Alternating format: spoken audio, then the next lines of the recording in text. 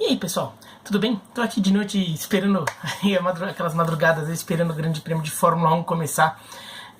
Já é uma tradição aí dessa época de corridas na Ásia, na Oceania, Grande Prêmio da China daqui a pouco, e vai ser o 1000º Grande Prêmio da história da Fórmula 1. Né? Então eu tava pensando já faz um tempo que tipo de vídeo que eu podia fazer aí, ligando a esses 1000 grandes prêmios de Fórmula 1.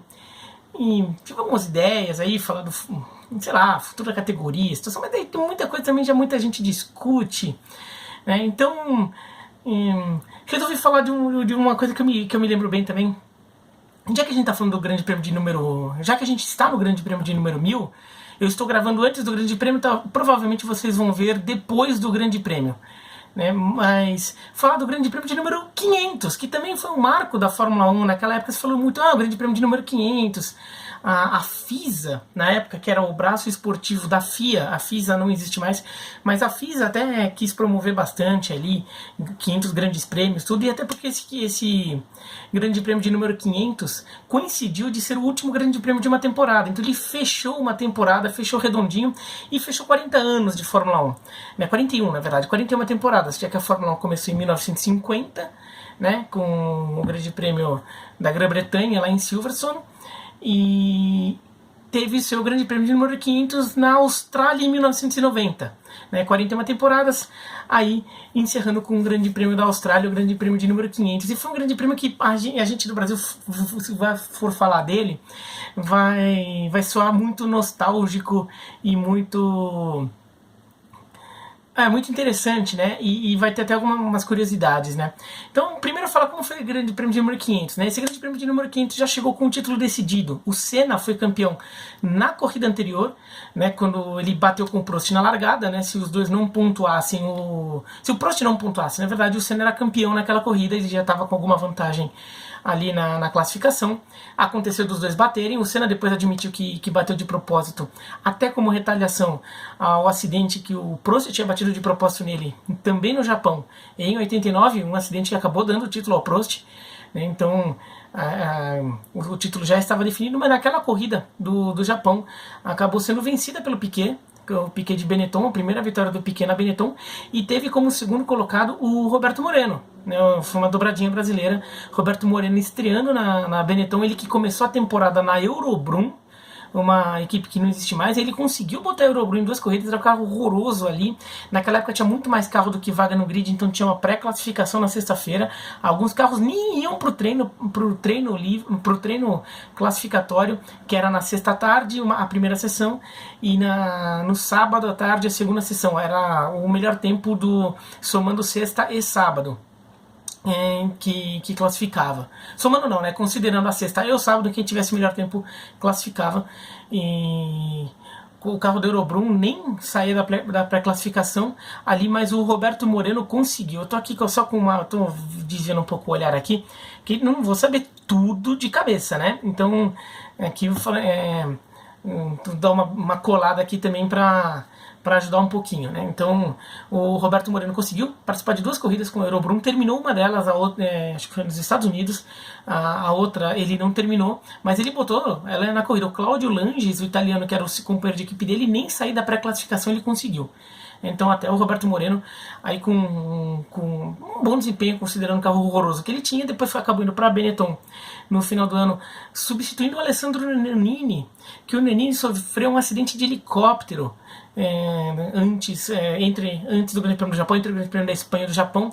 Ele sofreu um acidente de helicóptero em que ele perdeu um dos braços, depois foi recolocado, mas ele não pôde correr as últimas corridas. A Benetton precisou de um segundo piloto, aí junto com o Piquet, e foi escolhido o Roberto Moreno, e que acabou estreando com um segundo lugar ali brilhante, né, no Grande Prêmio do Japão. Um Grande Prêmio que teve como terceiro colocado Aguri Suzuki, aí primeiro pódio de um japonês na história da Fórmula 1. Mas aí como é que foi o Grande Prêmio da Austrália, o Grande Prêmio de número 500, né? Antes da corrida, teve também uma outra cena polêmica que até hoje se vê muito em redes sociais. O Jack Stewart foi fazer uma entrevista com o Ayrton Senna, e nessa entrevista o Jack Stewart, tricampeão mundial, né, 69, 71, 73, o escocês, ele é muito agressivo com o Senna, e ele chega a acusar o Senna de ser um piloto quase irresponsável, de causar muitos acidentes. O Senna dá uma resposta bastante ríspida também.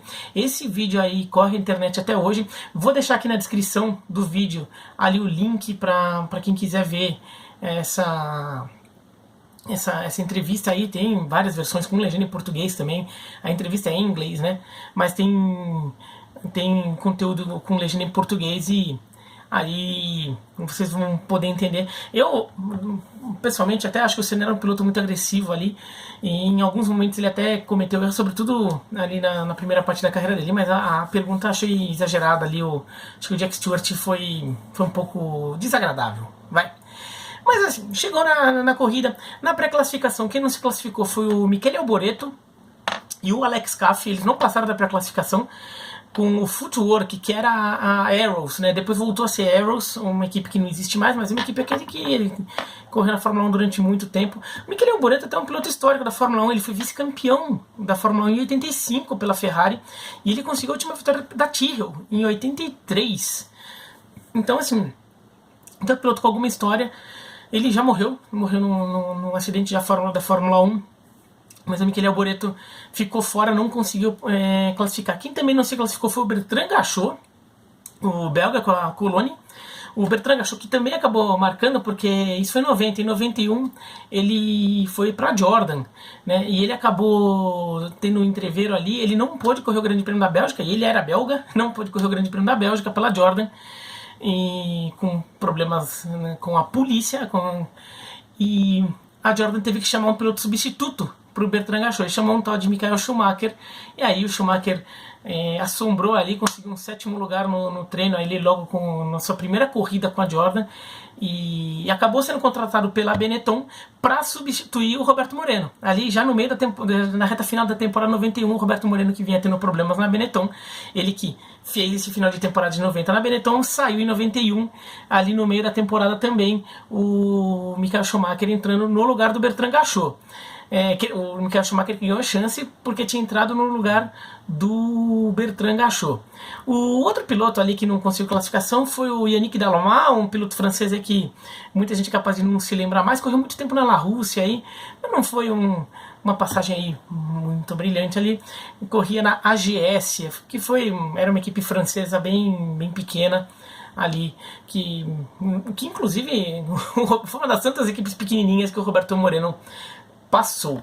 Mas daí vamos ao Grande Prêmio da Austrália, né? Daí teve o treino, o grid de largada aqui, ó.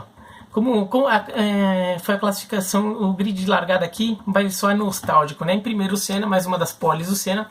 O Senna com a McLaren, em segundo o Berger com a McLaren também.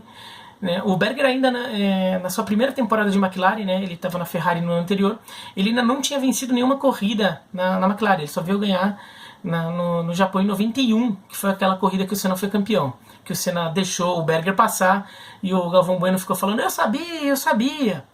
Em terceiro lugar, Nigel Mansell pela Ferrari. E em quarto no grid, o Prost pela Ferrari. O Prost que era o grande rival do Senna naquela temporada, mas ficou em quarto lugar. Em quinto, o Jean Alesi na Tyrrell. O Jean Alesi ainda era uma novidade. Aquela temporada do Alesi na Tyrrell era a segunda temporada dele, a primeira completa na Fórmula 1. E na abertura da temporada, né, no Grande Prêmio dos Estados Unidos em Phoenix, foi aquela corrida em que ele ficou trocando posição com o Senna. Ele estava na frente, o Senna passou, ele deu o troco no Senna. O Senna acabou passando e ganhando. Em sexto, o Ricardo Patrese com a Williams. Em sétimo, o Piquet com a Benetton. Em oitavo, o Roberto Moreno com a Benetton. Nono, Thierry Boutsen, com o belga, com a Williams, em que tinha sido o vencedor do Grande Prêmio da Austrália do ano anterior, em 89, debaixo do aguaceiro. E em décimo, o Pierluigi Martini com a Minardi. Pierluigi Martini é um piloto histórico da Minardi ali. A Minardi que ficou, né, era um dos maiores exemplos aí de equipe garagista, e hoje é Toro Rosso. E a Minardi ficou ali muito tempo no grid, e o Pierluigi Martini ele é sempre piloto cativo da Minardi. Né? Em 11º, o Derek Warwick com a Lotus.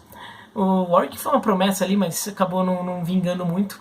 Em 12º, o Nicola Larini com a Ligier. 13º, o Satoru Nakajima com a Tira. O Satoru Nakajima aí que muita gente se lembra. Inclusive, nessa temporada de 90, o Nakajima bateu no Senna, né?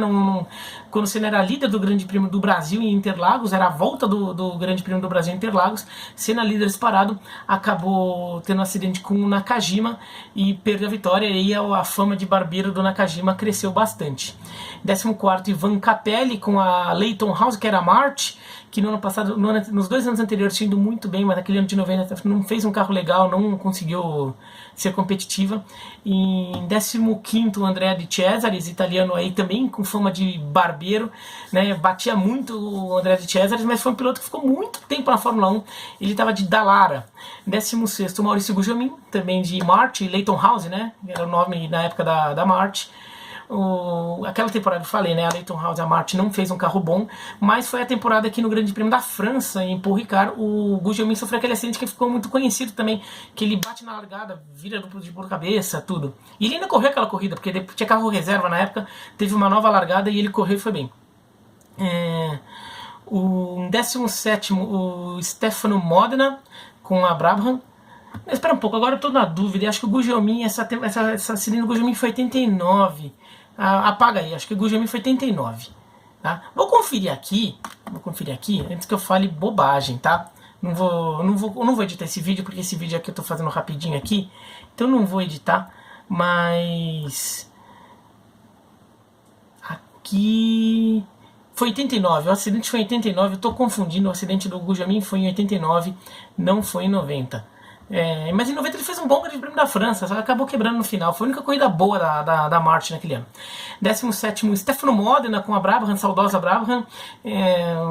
Também uma equipe histórica aí que deu 2 títulos ao Nelson Piquet. 18º, o Johnny Herbert com a Lotus. A Lotus também já decadente, né? O Johnny Herbert é até um piloto que até teve uma carreira ali, ganhou os grandes prêmios pela Benetton, pela Stewart. A única vitória da Stewart foi com ele, não foi com o Rubinho. Ele era companheiro do Rubinho, ele que ganhou. O Rubinho era melhor que ele, andava na frente dele, mas naquele corrida ele ganhou. O 19º, Philippe Alliot com a Ligier. 20º, o Gianni Morbidelli com a Minardi. 21º, Emanuele Pirro com a Dallara. 22º, Olivier Grouillard com a Osella.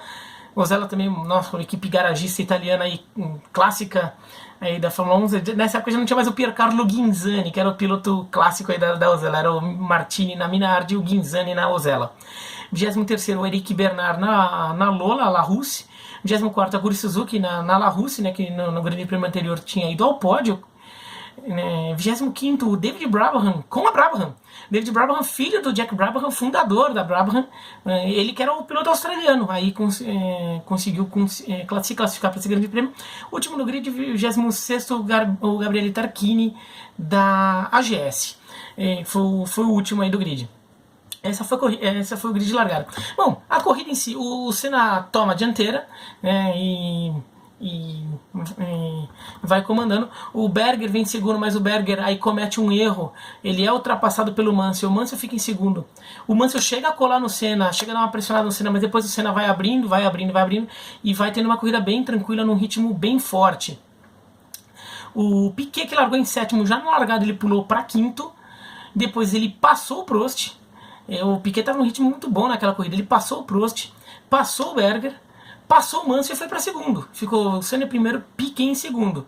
O Mansell acabou indo trocar os pneus, que ele estava perdendo rendimento, né? Ele chegou a pressionar o Senna, ficou para trás. O Piquet passou ele e depois o Prost foi alcançando ele.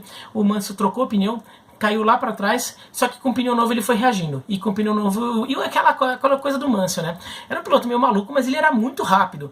E o Mansell começou a fazer volta, e começou a tirar. Passou o Berger, passou o Prost e colou no Piquet. E quando ele estava chegando no Piquet, o Senna, que estava liderando aí com muita folga, e a vitória na mão do Senna, né? Era já batata ali que o Senna ia ganhar. Faltavam 20 voltas para terminar a corrida, mas o Senna tinha uma grande vantagem. O Senna bateu. O Senna teve um problema no câmbio, acabou e perdeu o controle do carro, foi reto numa curva. E é uma curva lenta, uma curva um pouco antes aí da reta de largada, no circuito de Adelaide, né? Não era corrida na Austrália, não era no circuito de Melbourne, era no circuito de Adelaide ainda. e o Senna bateu, então ficou Piquet em primeiro, o Mansell em segundo e o Mansell ali chegando no Piquet. Nas últimas voltas o Piquet comete um erro, o Mansell cola nele, e na última volta mesmo, naquele circuito de Adelaide, tinha uma reta muito grande e muito larga para o circuito de rua. Né? O Piquet ainda tem sorte que tem um retardatário, uma Brabham, ele passa a Brabham, a Brabham era do Stefano Modena, ele passa a Brabham e fica na parte interna da reta, na parte de dentro. O Mansell também passa e o Mansell tenta abrir mais ainda, né? Então o Piquet passa a Brabham e depois ele acaba indo para a esquerda para fazer a curva no ponto certo, e o Mansell tenta entrar por dentro ali, dando a freada dele, estava com o pneu melhor. O Piquet dá uma fechada de porta no Mansell, o Mansell quase vai reto ali na curva, porque se viu surpreendido, achou que fosse conseguir passar. O Piquet acabou ganhando a prova, né, com essa manobra ousada ali na última volta. Então o Grande Prêmio de número 500 da Fórmula 1 teve uma vitória do Nelson Piquet, em segundo lugar o Nigel Mansell, em terceiro o Prost, quarto o Berger, quinto o Thierry Boutsen e sexto o Ricardo Patrese. O Roberto Moreno ficou em sétimo, até fez uma boa prova.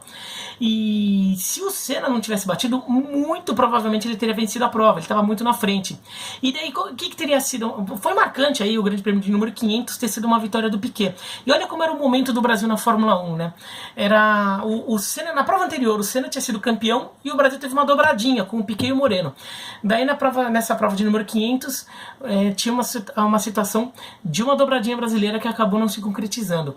De qualquer forma, se o Senna não batesse, se o Senna ganhasse, o Piquet ficasse em segundo, teria sido a última dobradinha brasileira da história da Fórmula 1, porque desde então não aconteceu nenhuma dobradinha, então já são 500 grandes prêmios sem dobradinha nenhuma.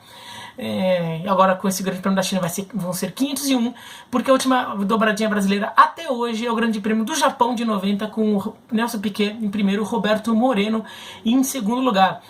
Com Senna e Barrichello não teve, em 91 com Senna e Piquet não teve, com Senna e Barrichello depois não teve, Barrichello, Felipe Massa não teve, não tivemos mais dobradinha brasileira. A última foi aquela lá de 90, o Grande Prêmio do Japão. Então a gente acabou perdendo essa oportunidade de ter uma dobradinha no Grande Prêmio de número 500. De qualquer forma, foi a segunda vitória seguida do Piquet, né? O Grande Prêmio da Espanha tinha sido vencido pelo Prost em 90, daí no Japão e na Austrália venceu o Piquet. Daí os quatro primeiros grandes prêmios de 91 foram vencidos pelo Senna. Foi em Estados Unidos, Brasil. O Brasil é aquela corrida que ele ficou só com a sexta marcha. Estados Unidos, Brasil, Mônaco e San Marino. O Senna ganhou as 4 primeiras. A quinta corrida de 91 foi o Grande Prêmio do Canadá e o Piquet ganhou com a Benetton, aquela corrida em que o Mansell era líder disparado, mais de 1 minuto de vantagem sobre o Piquet, e o Mansell ficou sem gasolina na última volta porque ele estava andando rápido no final quando podia só poupar. Acabou ficando sem gasolina ali na última volta e o Piquet ganhou. Então foram 7 vitórias seguidas do Brasil. Essa foi a segunda, né? Então do Japão de 90 até o Canadá de 91. Foi a maior sequência de vitórias do Brasil na Fórmula 1. Uma sequência impressionante, né? O mesmo país tendo 7 vitórias seguidas com 2 pilotos diferentes. Mostra como era um momento especial do Brasil na Fórmula 1. Um momento que a gente espera que um dia volte, mas se acontecer vai demorar um pouco, né? Mas é isso, então. Espero que tenham gostado aí dessa pílula de história da Fórmula 1, Grande Prêmio de número 500 da Fórmula 1, enquanto a gente está celebrando aí o Grande Prêmio de número 1000, sem nenhum brasileiro. Segunda temporada desde 1970 que a gente não tem nenhum brasileiro no grid. A gente tem até 2 como piloto de testes, né? O Sete Câmara, filho do presidente do Atlético, e o Pietro Fittipaldi. Esperamos aí que o Brasil volte à Fórmula 1, até pra... Assim, eu gosto de Fórmula 1 independentemente de ter brasileiro, mas a presença de brasileiro ajuda, né? A ter espaço na mídia, as pessoas prestarem mais atenção a essa categoria aí que já teve aí muito mais espaço naquela época ali. Era impressionante, a Fórmula 1 em alguns momentos chegava a concorrer com o futebol por atenção do público. Mas é isso, então. Se gostou do vídeo aqui, se inscreva no canal, clica no sininho, comente ali o que você acha aí da Fórmula 1, de qualquer coisa aí, tá bom? E é isso, então. Um abraço e até mais.